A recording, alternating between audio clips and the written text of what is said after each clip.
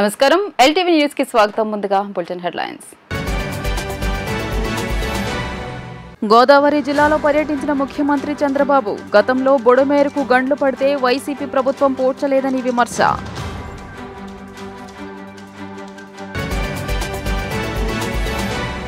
Telangana CM Revanth రెడ్డితో deputy CM Pawan Kalyan భేటీ CM సహాయ నిధికి ₹1 కోటి చెక్కును అందించిన జనసేనాని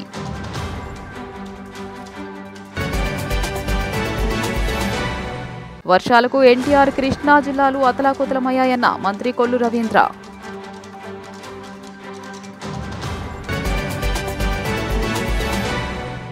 గతంలో బుడమేరుకు గండ్లు పడితే వైసీపీ ప్రభుత్వం పోడ్చలేదని సీఎం చంద్రబాబు విమర్శించారు. వరదలు ఎక్కువ రావడానికి కారణం వాతావరణంలో వచ్చిన మార్పులు అయితే వైసీపీ పాలనలో బుడమేరును ఆక్రమణలకు గురి చేయడం కూడా కారణమన్నారు. ప్రకాశం బ్యారేజీ వద్ద పడవలు వదిలింది వైసీపీకు చెందిన వారే అని చంద్రబాబు ఆరోపించారు.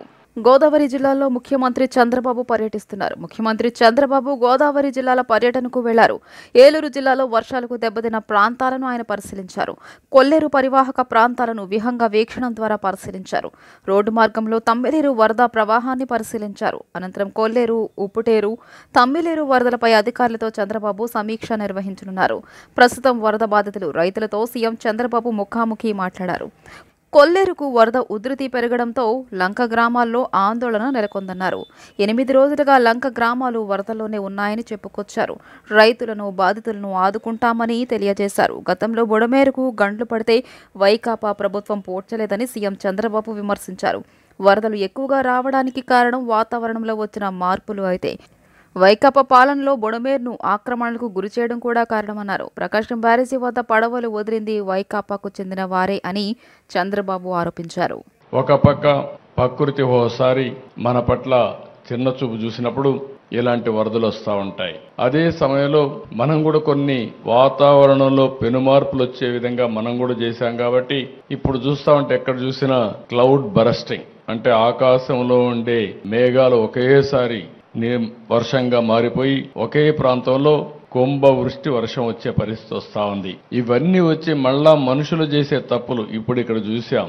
ఎక్కడ చూసినా ఒక డ్రైన్ కూడా తవ్విన పాపాన పోలేదు, ఒక కాలువ తవ్విన పాపాన పోలేదు. ఇంకొక పక్క ఎక్కడ చూసినా తప్పుడు బిల్లులు వేసుకుని తినేసే పరిస్థితికి వచ్చారు.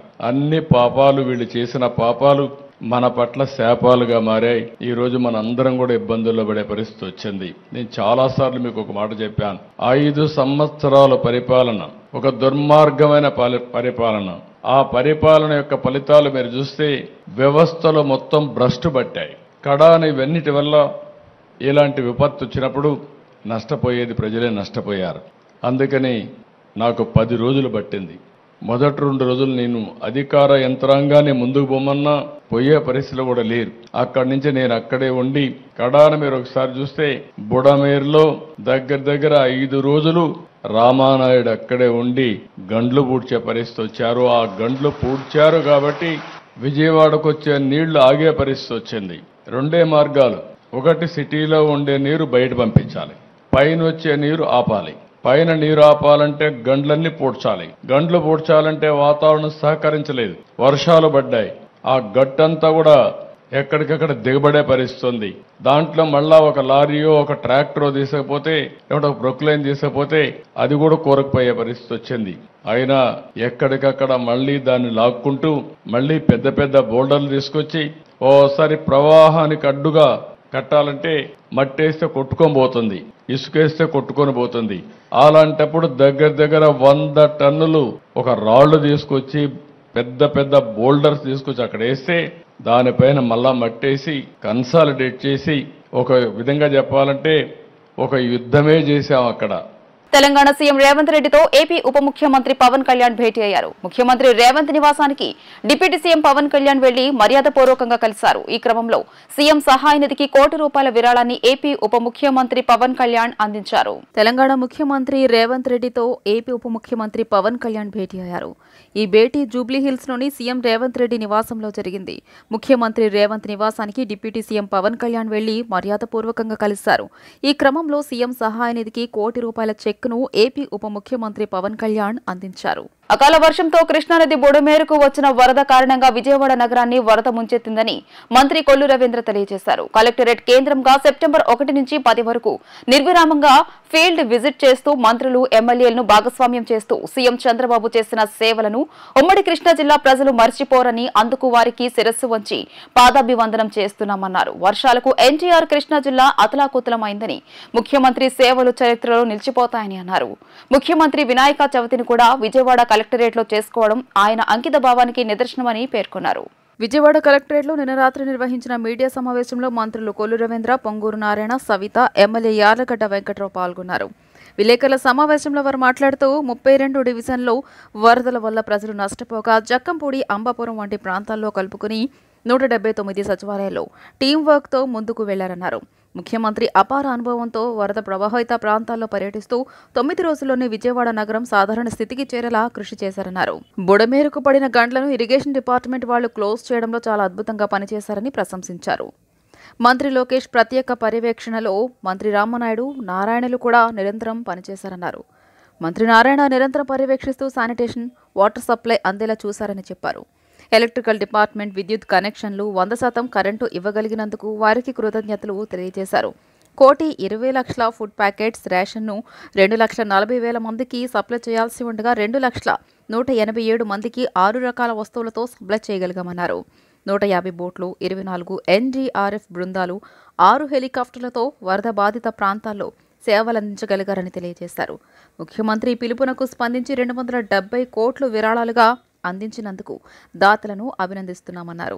ఇలాంటి విపత్తులు అందరూ భాగస్వామ్యం కావడం మంచి పరిణామమని తెలియజేశారు. ఫీల్డ్ విజిట్ చేస్తూ అటు శానిటేషన్ కానీ, ఎందుకంటే వరదలు వచ్చినప్పుడు చాలా దారుణంగా ఉంటాయి పరిస్థితులు. శానిటేషన్లో కానీ, వాటర్ సప్లైలో కానీ, ముఖ్యంగా ఎలక్ట్రికల్ డిపార్ట్మెంట్ కూడా మనస్ఫూర్తిగా అభినందించాలి. ఒక పక్క నీళ్లున్నా కూడా పవర్ సప్లై చేయటం, రిస్టోర్ చేసే దాంట్లో వాళ్ళు చూపించినటువంటి చొరవ ఎప్పటికీ మర్చిపోలేం.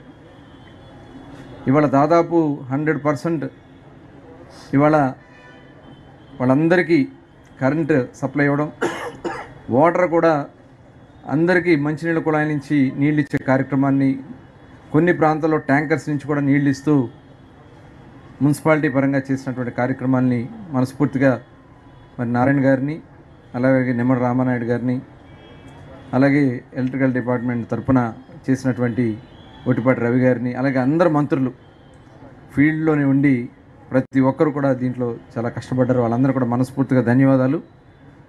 ఇప్పటికీ దాదాపు ఈ 10 రోజుల్లో ఫుడ్ సప్లై దాదాపు 1,20,00,000 దగ్గర ఫుడ్ ప్యాకెట్స్ని సప్లై చేయడం జరిగింది.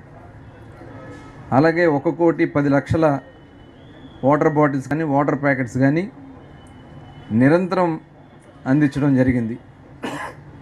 ఇదే కాకుండా రేషన్ కూడా దాదాపు 2,40,000 మందికి ఇవ్వడానికి డిస్ట్రిబ్యూషన్ స్టార్ట్ చేస్తే ఈ రోజుకి 2,18,107 ఇళ్ళకి 6 రకాలైనటువంటి వస్తువుల్ని వాళ్ళకి అందించడం కూడా జరిగింది.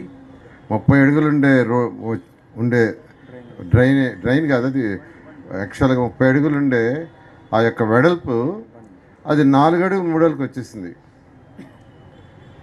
ఏమంటే ఇప్పుడు దాని కింద ఇరిగేషన్ ఇది లేదు కదా, పంటలు పండించట్లేదు కదని. కానీ ఇటువంటి విపత్తులు వచ్చినప్పుడు అవి కావాలి. ఇటువంటివి వచ్చినప్పుడు అప్పటికప్పుడు లోడలేము. కాబట్టి ఖచ్చితంగా రాష్ట్రంలో దీని మీద ముందుకు పోవాలని ముఖ్యమంత్రి గారు ప్రతిరోజు ఆలోచిస్తున్నారు. ఎందుకంటే అయితే ఎవరైతే ఆక్యుపై చేసుకున్నారో వాళ్ళెవ్వరికి ఇబ్బంది లేకుండా, వాళ్ళెవరిని ఇబ్బంది పెట్టకుండా వాళ్ళందరికీ ముందే తెలిపి వాళ్ళకి ఆల్టర్నేట్ అరేంజ్ చేసి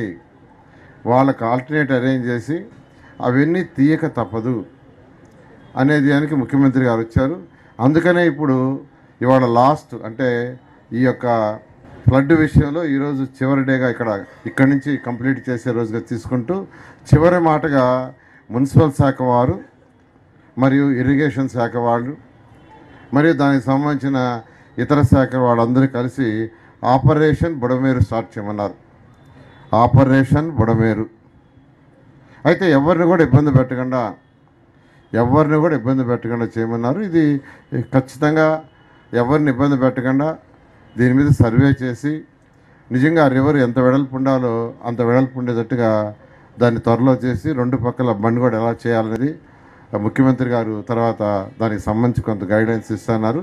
దాని మీద ముందుకు పోవటం జరుగుతుంది. దీనికి అందరూ కోఆపరేట్ చేయాల్సిందిగా నేను రిక్వెస్ట్ చేస్తున్నాను. ఆంధ్రప్రదేశ్ ను అన్ని విధాల ప్రధానమంత్రి నరేంద్ర మోదీ మోసం చేశారని ఏపీ కాంగ్రెస్ అధ్యక్షురాలు వైఎస్ షర్మిల ఆరోపణలు చేశారు. ముఖ్యమంత్రి నారా చంద్రబాబు నాయుడు ఢిల్లీ వెళ్లి సాయం తేవాలని, కాదంటే బీజేపీ నుంచి బయటకు రావాలని సూచించారు.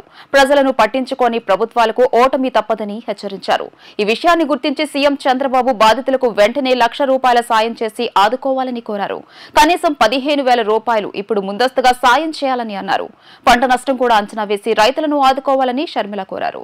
పాత రాజరాజేశ్వరిపేటలోని వరద ప్రభావిత ప్రాంతాల్లో ఏపీసీసీ అధ్యక్షురాలు వైఎస్ షర్మిల నిన్న పర్యటించారు. బాధితులను పరామర్శించి అండగా ఉంటానని షర్మిల ధైర్యం చెప్పారు.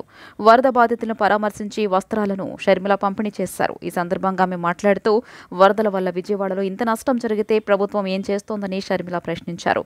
కేంద్ర బృందాలు ఏపీకి వచ్చి చూసి పరిశీలించి వెళ్లాయని, మరి సాయం ఎందుకు చేయలేదని షర్మిల ప్రశ్నించారు. ఏపీపై కేంద్ర ప్రభుత్వానికి అంత చిన్నచూపు ఎందుకని షర్మిల నిలదీశారు. ఏపీ నుంచి ఎంపీలను గెలిపిస్తేనే బీజేపీ అధికారంలో ఉందన్న విషయం మర్చిపోకూడదని తెలియజేశారు. ప్రధాని మోదీ ఎక్కడెక్కడో తిరుగుతారని ఏపీకి ఎందుకు రావడం లేదని షర్మిల నిలదీశారు. అధికారం ఇచ్చిన ఏపీపై మోదీకి చిన్నచూపు ఎందుకని ప్రశ్నించారు. బీజేపీతో కలిసి ఉండడంతో ఏపీకి ఒరిగిందేమీ లేదని షర్మిల విమర్శలు చేశారు. సీఎం చంద్రబాబు ఈ విషయంపై వెంటనే ప్రజలకు సమాధానం చెప్పాలని షర్మిల డిమాండ్ చేశారు. తాము కేంద్రానికి రాష్ట్ర సమస్యలపై లేఖ రాస్తామని షర్మిల గుర్తు చేశారు. భారీ వర్షాలు, వరదలతో పేద మధ్యతరగతి ప్రజల జీవితాలు తారుమారు అయ్యాయని అన్నారు. బాధితులకు రేషన్ బియ్యం ఇచ్చారని అవి ఎలా తింటారని ప్రశ్నించారు. ప్రజలు ఎన్ని ఇబ్బందులు పడుతుంటే సీఎం చంద్రబాబు ఏం చేస్తున్నారని షర్మిల నిలదీశారు. రైల్వే శాఖ మంత్రికి లేఖ రాసినా ఎందుకు స్పందన లేదని షర్మిల అడిగారు. విజయవాడ నగరం రాజధాని, పక్కనే ఉంది అమరావతి. మరి అలాంటప్పుడు ప్రధాన నగరమైన విజయవాడకు, ఆంధ్ర రాష్ట్రానికి చెందిన ప్రధాన నగరమైన విజయవాడకు ఇంత నష్టం జరిగితే మరి పాలకులు ఏం చేస్తున్నారు? చంద్రబాబు గారు ఇప్పటికే 6,800 కోట్ల రూపాయల వరకు నష్టం జరిగింది అని ఇనిషియల్ గా ఒక ఫిగర్ కి అరైవ్ కావడం జరిగింది. పోనీ ఆయన చెప్పిన మేరకైనా కేంద్ర ప్రభుత్వం మనకు సాయం చేస్తుందా అంటే వాళ్ళ టీంలు వస్తున్నారు, అంచనాలు వేసుకుంటున్నారు, వెళ్లిపోతున్నారు తప్పితే ₹1 అంటే ₹1 కూడా ఇంతవరకు సాయం చేసింది లేదు. ఎందుకు ఇంత చిన్న చూపు అని అడుగుతున్నాం. పక్కన బీహార్ కు 10,000 కోట్ల రూపాయలు ఇచ్చారు. మరి ఆంధ్ర రాష్ట్రానికి ఎందుకు ఇవ్వటం లేదు? ఆంధ్ర రాష్ట్రం ఈరోజు బీజేపీ పార్టీకి ఎంపీలను ఇస్తే కదా ఈరోజు బీజేపీ పార్టీ అధికారంలో ఉంది. మరి అలాంటప్పుడు ఆంధ్ర రాష్ట్రం పట్ల మీకు ఎందుకింత సవతి తల్లి ప్రేమ, ఎందుకింత చిన్న చూపు? ఇది ఆంధ్ర రాష్ట్రాన్ని అవమానించడం కాకపోతే ఏమిటి అని అడుగుతున్నాం. మోడీ గారు ఎక్కడెక్కడో తిరుగుతున్నారు, మన రాష్ట్రానికి ఎందుకు రావటం లేదు? ఆంధ్ర రాష్ట్రంలో ఎందుకు అడుగు పెట్టడం లేదు? మీరు ఇదివరకు ఇచ్చిన హామీలన్నీ తొంగలో తొక్కారు కాబట్టి ఇప్పుడు వచ్చి హామీలు ఇచ్చినా కూడా వాటికి విలువ ఉండదు కాబట్టే మోడీ గారు మన రాష్ట్రానికి రావటం లేదా? 10 సంవత్సరాలు ప్రత్యేక హోదా దగ్గర నుంచి 2 కోట్ల ఉద్యోగాల సంవత్సరానికి వరకు ప్రతిదీ అన్నిట్లోనూ మోసం చేశాడు మోడీ గారు. ఇప్పుడు ఆంధ్ర రాష్ట్రం ఇచ్చిన ఎంపీలతో అధికారం అనుభవిస్తూ కూడా ఇంత చిన్న చూపు అంటే చంద్రబాబు గారిని సూటిగా ప్రశ్నిస్తున్నాము. ఎందుకని కూటమి కట్టారు? ఎందుకని మద్దతు ఇస్తున్నారు? బీజేపీ అధికారంలో ఉన్నంత మాత్రాన మనకు ఒరిగింది ఏమిటి? చంద్రబాబు గారు సమాధానం చెప్పాలి. ఏపీలో ఇంత దుర్మార్గ పాలన ఎన్నడూ లేదని చంద్రబాబు సర్కార్పై వైఎస్ఆర్సీపీ అధినేత మాజీ సీఎం వైఎస్ జగన్మోహన్ రెడ్డి మండిపడ్డారు. అక్రమ కేసులతో ఒక దళిత నేతను అరెస్టు చేశారని ధ్వజమెత్తారు. చంద్రబాబు నిర్లక్ష్యంతో విజయవాడ అతలాకుతలమైందన్నారు. బాబు తప్పిదాలను డైవర్ట్ చేసేందుకే అక్రమ కేసులు పెడుతున్నారని చెప్పారు. సీఎంగా తనను దూషించిన చంద్రబాబులా కక్ష సాధింపునకు దిగలేదని పేర్కొన్నారు. ఇదే తప్పుడు సాంప్రదాయం ఒక సునామీ అవుతుందని, ఇదే గతి మీ నాయకులకు పడుతుందని, ఇదే జైల్లో ఉంటారన్నారు. తెలుగుదేశం పార్టీ కార్యాలయంపై దాడి కేసులో అరెస్టుపై గుంటూరు సబ్ జైల్లో ఉన్న మాజీ ఎంపీ నందిగాం సురేష్ను వైసీపీ అధినేత మాజీ ముఖ్యమంత్రి వైఎస్ జగన్ పరామర్శించారు. అన్ని విధాలా పార్టీ అండగా ఉంటుందని భరోసా ఇచ్చారు. అనంతరం వైఎస్ జగన్ మీడియాతో మాట్లాడుతూ అక్రమ కేసులతో ఒక దళిత నేతను అరెస్టు చేశారని మండిపడ్డారు. చంద్రబాబు నిర్లక్ష్యంతో విజయవాడ అతలాకుతలమైందన్నారు. బాబు తప్పిదాలను డైవర్ట్ చేసేందుకే అక్రమ కేసులు బనాయిస్తున్నారని ధ్వజమెత్తారు. 4 ఏళ్ల క్రితం నాటి కేసును తెరపైకి తెచ్చారన్నారు. సిట్టింగ్ సీఎంను టీడీపీ నేత దారుణంగా దూషించాడని, సీఎంగా తనను దూషించిన బాబుల కక్ష సాధింపునకు దిగలేదన్నారు. 41A కింద నోటీసులు ఇచ్చి కోర్టులో ప్రవేశపెట్టామని వైఎస్ జగన్ గుర్తు చేశారు. నాడు జరిగిన ఘటనలో నందిగాం సురేష్ ఉన్నాడా? సీసీ ఫుటేజ్లో ఎక్కడైనా నందిగాం సురేష్ కనపడ్డాడా అని ప్రశ్నించారు. చంద్రబాబు తప్పుడు సాంప్రదాయానికి నాంది పలుకుతున్నాడని, ఆయన ప్రభుత్వం ఎల్లకాలం ఉండదన్నారు. ఇదే తప్పుడు సాంప్రదాయం ఒక సునామీ అవుతుందని, ఇదే గతి మీ నాయకులకు పడుతుందని, ఇదే జైల్లో ఉంటారన్నారు. రెడ్ బుక్ పెట్టుకోవడం ఏదో ఘనకార్యం కాదని, పాలన గాలికి వదిలేసి రెడ్ బుక్ పైనే బాబు దృష్టి పెట్టాడు అంటూ వైఎస్ జగన్ దుయ్యబట్టారు. దాదాపుగా 4 సంవత్సరాల కిందట జరిగిన ఘటనలో ఈ రోజు టాపిక్ డైవర్ట్ చేసేందుకు 4వ తారీఖు రాత్రిన సురేష్ను, దళిత ఎంపీని, విజయవాడ డిప్యూటీ మేయర్ భర్తను అరెస్ట్ చేస్తారు. నేను అడుగుతా ఉన్నా, సూటిగా నేను ఒక ప్రశ్న అడుగుతా ఉన్నా. ఆ రోజు ఏం జరిగింది? తెలుగుదేశం పార్టీకి సంబంధించిన అఫీషియల్ స్పోక్స్ పర్సన్ పట్టాభి అనే వ్యక్తి ఆ రోజు సిట్టింగ్ ముఖ్యమంత్రిగా ఉన్న అప్పట్లో సిట్టింగ్ ముఖ్యమంత్రిగా ఉన్న వ్యక్తిని బోసుడీకే అని తిట్టాడు. బోసుడీకే అంటే ఏమిటో తెలుసా? తెలుగుదేశం పార్టీ కార్యాలయంలో తెలుగుదేశం పార్టీ అధికార ప్రతినిధి ముఖ్యమంత్రిని ఆ రోజు అన్న మాట లంజా కొడక అని.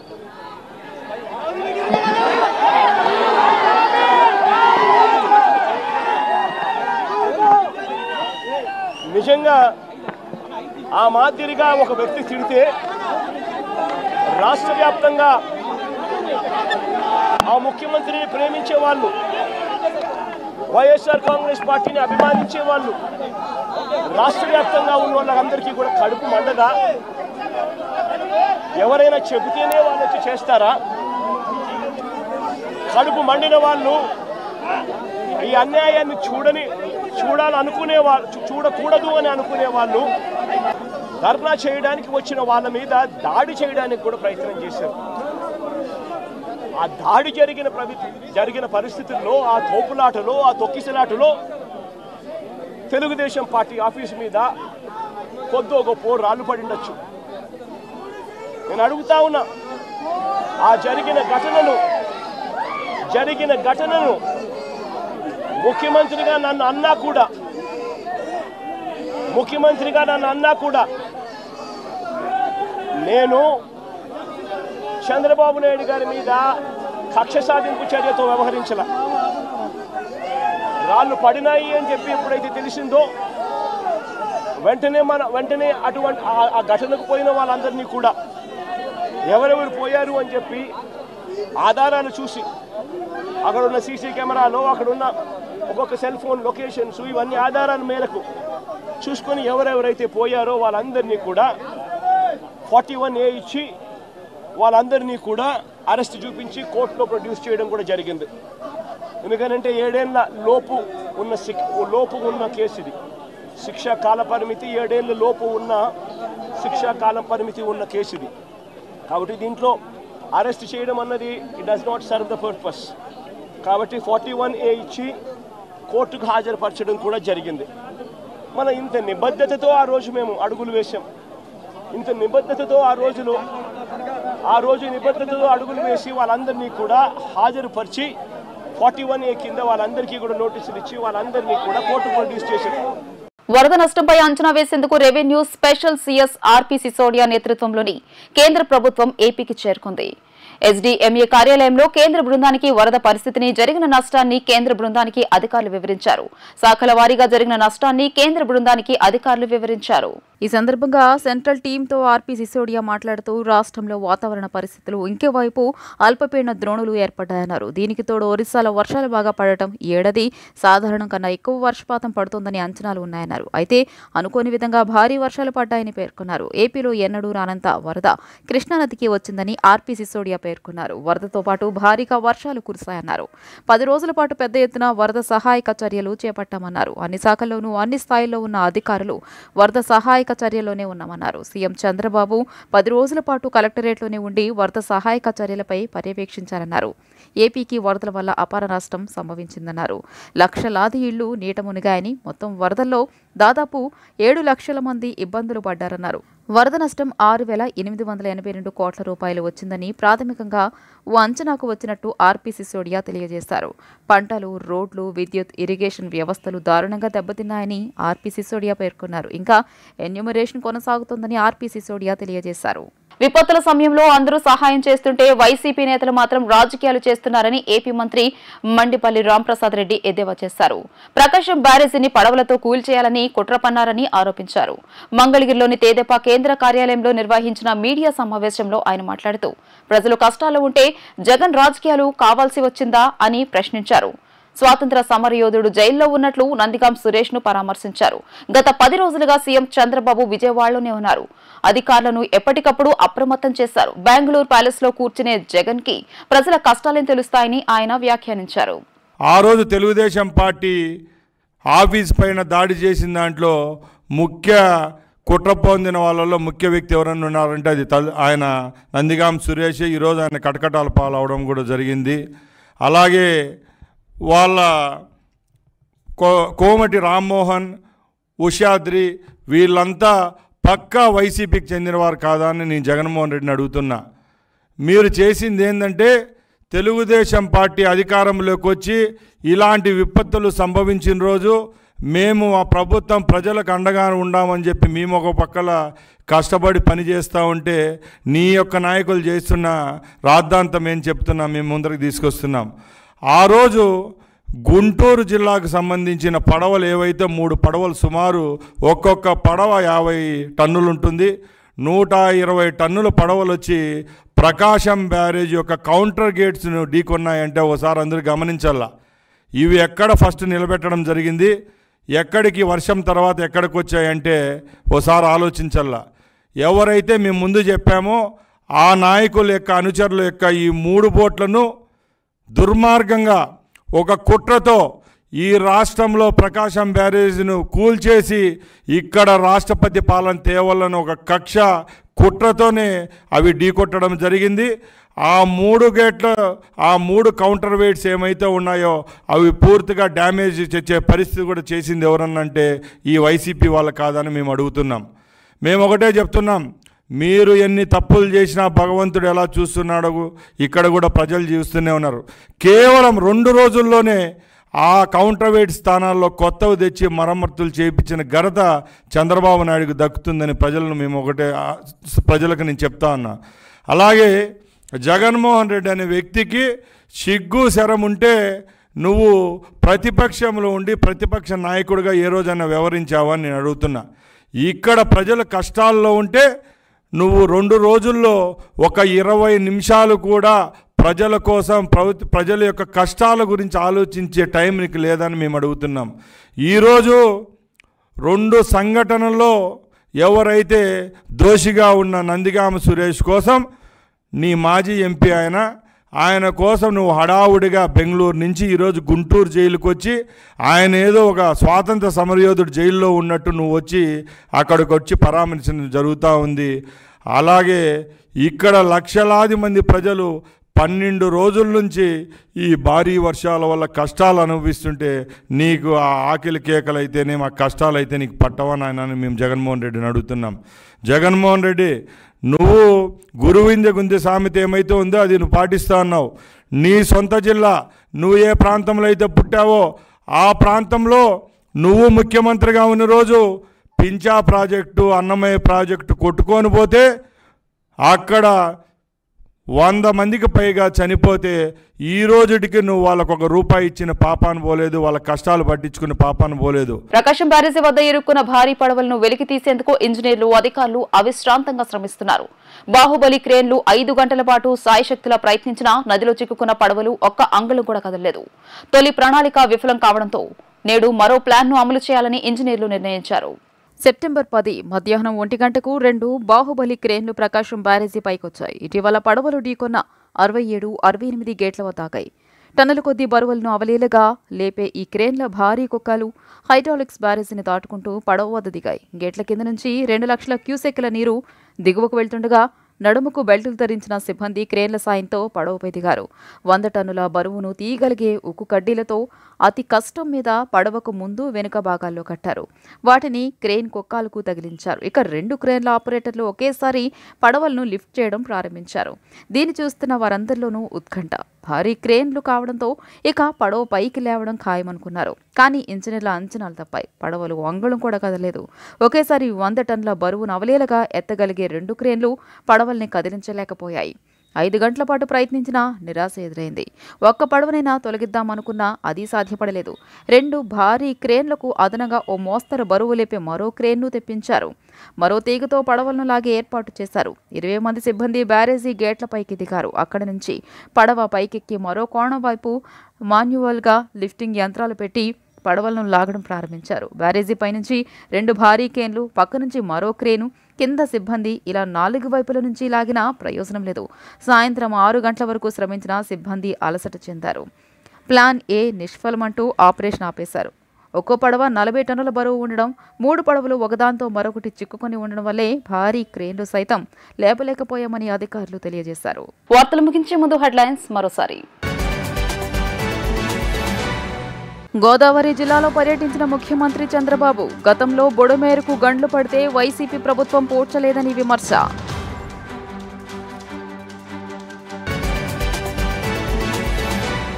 తెలంగాణ సీఎం రేవంత్ రెడ్డితో డిప్యూటీ సీఎం పవన్ కళ్యాణ్ భేటీ. సీఎం సహాయ నిధికి ₹1 చెక్కును అందించిన జనసేనాని.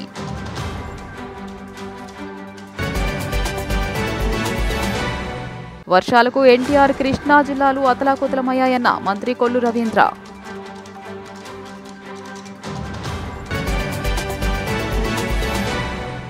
ఈ వార్తలు ఇంతటితో సమాప్తం. నమస్కారం.